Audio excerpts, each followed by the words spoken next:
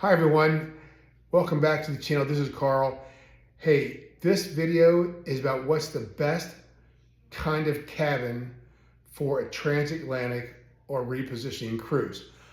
I'm going to review three kinds of rooms we stayed in: ocean view, portal view, and then inside cabin considerations. So far this year, we've completed 3 transatlantic cruises, 2 on Cunard's Queen Mary 2 and 1 on the Oceania Sirena. The difference is the QE2, they say, or they boast rather, that it's the only true transatlantic ship in the world. And it was really smooth. The Sirena was the smallest in the fleet cruise line we took from Miami to Spain. It's considered a regular ship. It wasn't considered a transatlantic cruise line. I didn't see much difference. They are both about the same speed, etc. So that's kind of where I was at.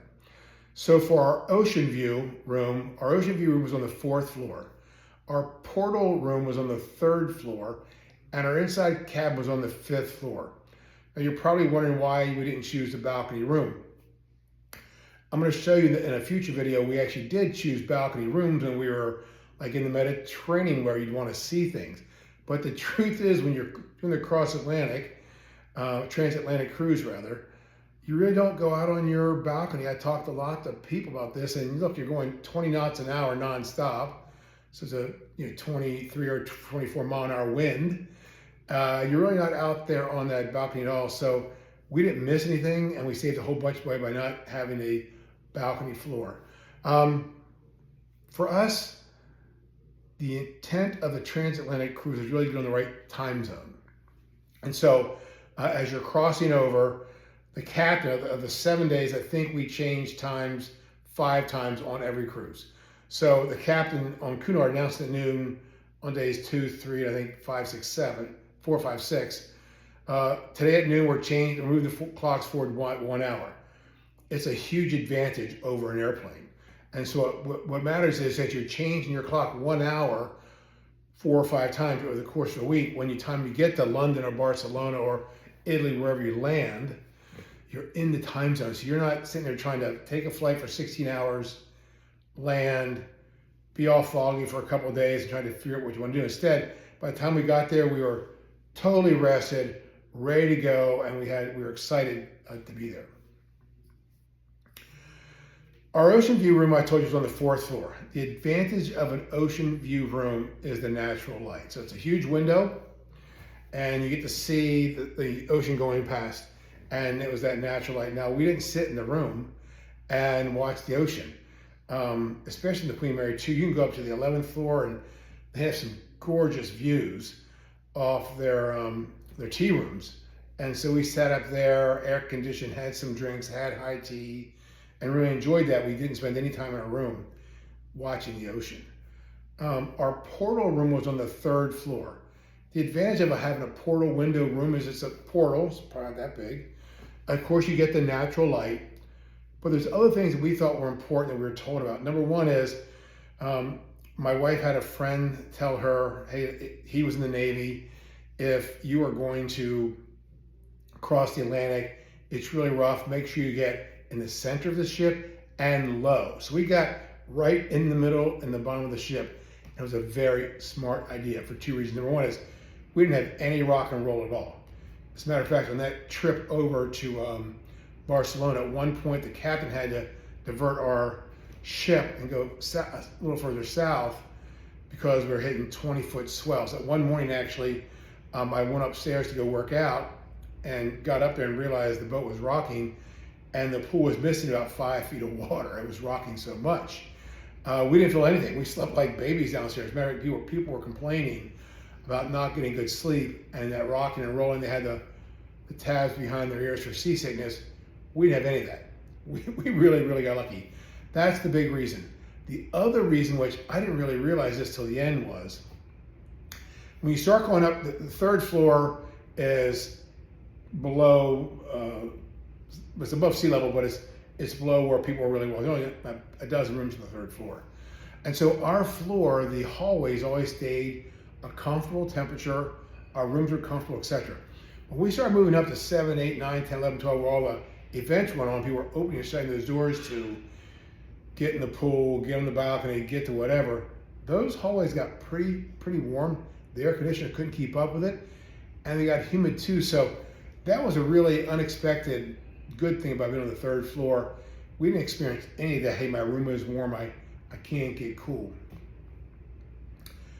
The inside room was a whole different game. So we took on our 2 transatlantic cruises to Europe. We did that ocean view and pool room. On the way back, we chose to take an inside room. Here's why. A friend of ours said, hey, listen, on your way back, because it's June, you have very long days. And as you try to come back, you're changing your time zones. You're going to really struggle falling asleep with light in your cabin. So we had never tried it before. We tried an inside cabin.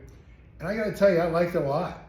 And he was right. My friend was right. As we crossed the Atlantic, when they said, okay, it's 8 o'clock and yesterday was 7 o'clock, and there's another 2 hours of sun, we could go in that room and really create it very, very dark. As a matter of fact, it was such a good thing to have this darkness in the room that when we got home, we bought room darkening curtains for our bedroom. It was that significant of a change. So really, really liked it. So here's what's important. I'm going to do it real fast. 1 second, guys.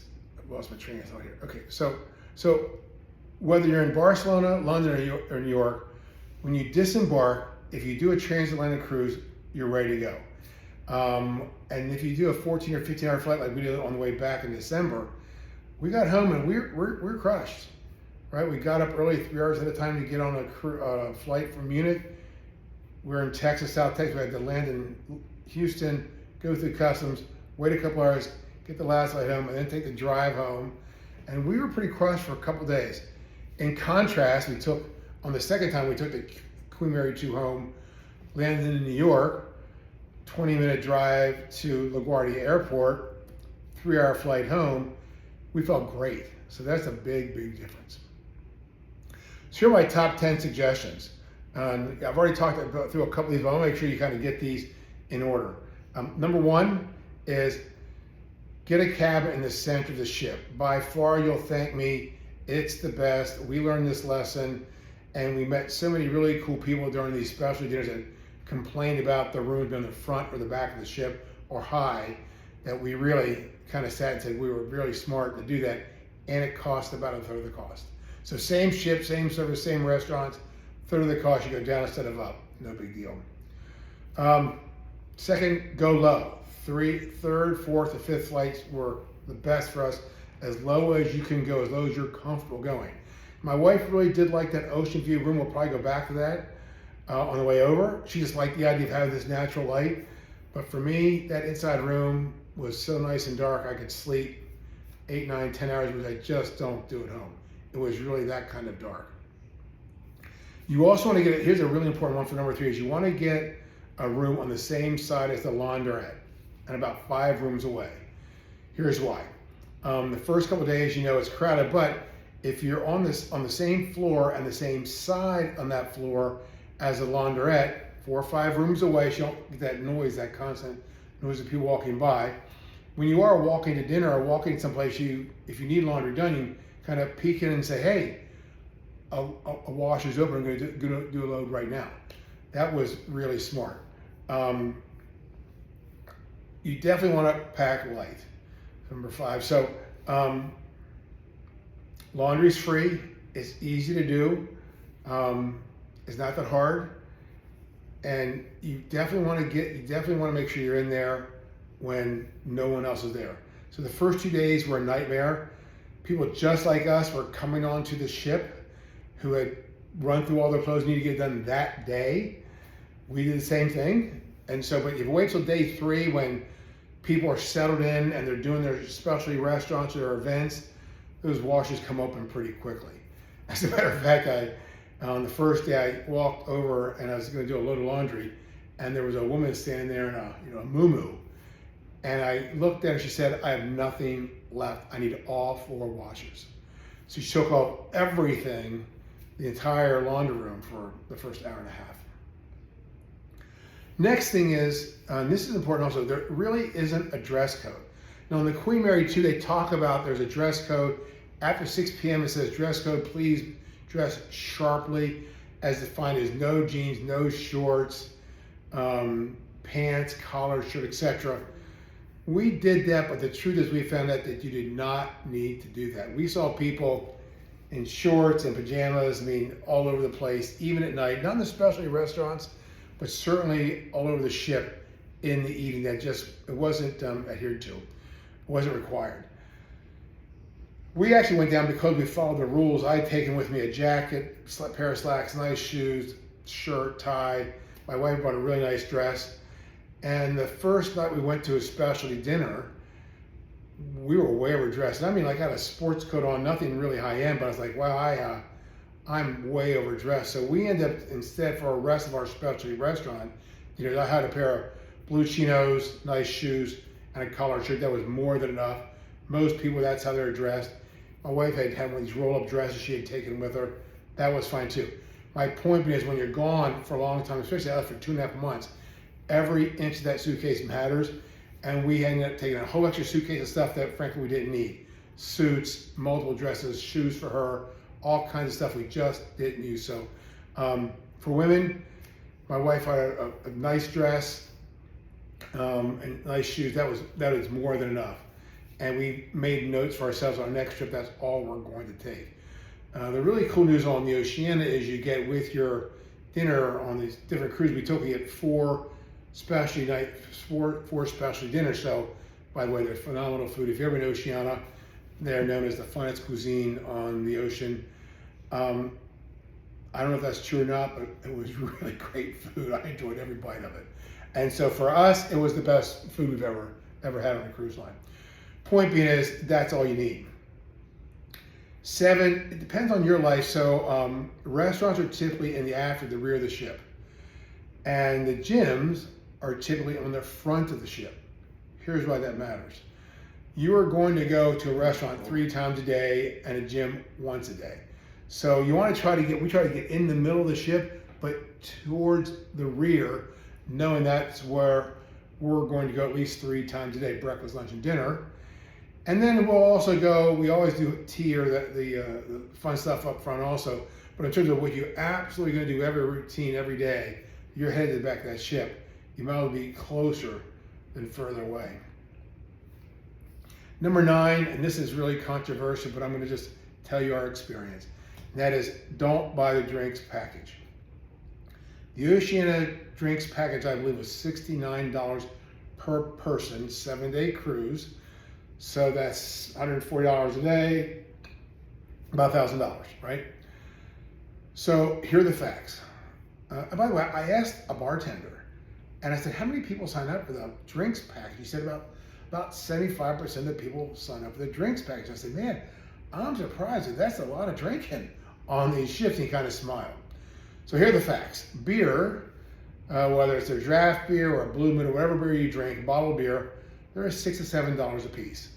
A specialty drink that my wife enjoyed, these fancy drinks, they're about $12 a piece, and a specialty coffee is $5. So if you add it up, $140, that's a lot of drinking, and we just don't drink that much. And so we had every drink we wanted to when we wanted to do it. I went back and looked at our bar tab. By the way, there's also happy hour. So at 4 o'clock, you go up, before 5 o'clock, you go up for happy hour before the restaurant opens. And it's 2 for 1. So I'd had 2 beers, my wife had 2 drinks. We'd have listen to music, and that tab for that day was $25, including their gratuity. I looked back, our biggest day for drinking was $60. And so that's less than half of the drinks package. So that's really, really important. A side note, asterisk is, if you go on to Oceania on their O-Life, it says, hey, you get drinks, alcoholic drinks with your meals. So beer and wine for lunch and dinner, but not when you go out to these the different bars. So my only point is, do the math, think through it, what you want to do, and make a good decision. And for us, we probably saved $400 or $500 by not choosing the drink package. By the way, they still take your card every time. They've got a log and you got the drink, so it really wasn't fast or slower. My guess is we may have gotten served a little faster because we were buying each individual drink. They were more attentive to us, I think, because we were going to give a gratuity on every single drink. Last thing I want to talk about is internet packages. And so my wife and I tried this out. I bought the basic package. My wife chose the premium package. You know, on Oceania, everyone gets the basic package. On Cunard, you have to pay for internet. And in Oceania, you get the basic package, but if you want to upgrade to premium, you have to pay the premium price. And it's pretty expensive. But we want to see what we like best. And so I did the basic package. My wife did the premium package. So my basic package, I could do things like text, WhatsApp, any of my apps I could open up. I checked it online for my cruise, for my trip home from New York while on the Queen Mary 2. So I could open that app and navigate. Actually had a WhatsApp phone call, a short one, on the basic package. My wife had the premium package, she could stream. And the truth is we didn't use it. I mean, you know, yeah, you can stream, but the truth is your rooms and your TVs in your rooms have basic televisions. They had BBC News, which was really interesting to see how they look at our news and hear their news. They had Fox News, and they had, I think it was MSNBC, and I think CNN International. My point is, whatever kind of news you like to ingest, it's there. Plus, they give you a newspaper every day. Plus, you go to Google News on your iPhone if you have the basic package. So it was really expensive to do the premium package, and the truth is, we just didn't use it. We just didn't use it. So those are my thoughts on top 10. We're going back. You probably recognize our channel as, you know, RV Our Way to Europe 2025. Why did we come back in 2.5 months? It's a good question. I'm going to do a whole video on this, but here's a short version. So in Europe, you've got this thing called the Sirena law. And it basically says if you're in the EU or other countries that subscribe to this law, which includes Switzerland and I think Norway, a couple others, you can spend 90 days in Europe in any 180 period. So in other words, if you're in for 90 days, you've got to get out for 90 days so that those months start percolating off and keep going. Now, I applied for a 1-year visa and a 6-month visa, and I was turned down. You have to apply for a longer than this 90-day visa, this rolling 90-day visa. And they said, look, we're not going to give this to you. And the reason was because I wasn't a business, which is true. I'm retired. I want to see your countries. So as crazy as it sounds, they kicked me out after 90 days. The truth is, we have friends in Germany that are German, and they said, don't overstay your welcome, because if you get to that 91st day, you've violated, not only we have to leave, but we were told, then they will kick you out for a year. You can't come back for a year. It's important to us to be able to go back because my son's in the Army and he's in Germany with my grandsons. So I want to go back. So we basically went as long as we could, and we got out. Now we're going to kind of be home in Texas for July and August, then circle back this fall and kind of use this rolling 90 days. It's really frustrating because, frankly, the hardest part about getting to Europe is the trip over. Whether you decide to fly and spend, you know, $3,000 or $4,000 on flights, or the cruise we took was $1,000 per person, no brainer. I mean, both, you basically do a cruise both ways for the same price as a economy seat with long leg room, not including bags. So, and it was more fun. My point being is, when you got over there, Europe is not that expensive. I was surprised. We ate out, 2.5 months, stayed in hotels, cruise lines, rented cars, trains, planes, everything. And if you look at our actual cost, it wasn't that bad. The only country I would say was really expensive was England. The UK is always expensive, but just because instead of using the euro dollar, they're using the pound now. And it just seemed like everything was expensive there. But all of the Mediterranean things were inexpensive, really inexpensive. Italy wasn't expensive. Spain wasn't expensive. Germany wasn't expensive. I can't think of any place except for the UK where I went, whoa, that's expensive. So anyway, those are my initial thoughts. I'm going to keep coming. I've got lots of content coming, lots of things about going to Europe. Wanted to make sure I got this out here in case anybody's thinking about going to Europe. doing a transatlantic flight, or transatlantic cruise rather. It's a lot of fun. You should try it. Send me a comment if you have any questions. Happy to answer them for you. If you're new to the channel, please like and subscribe. I'm almost at 1,000 subscribers, which is the big thing people try to get to. So help me out, subscribe. Lots more content to come. Thanks, everyone. Bye-bye.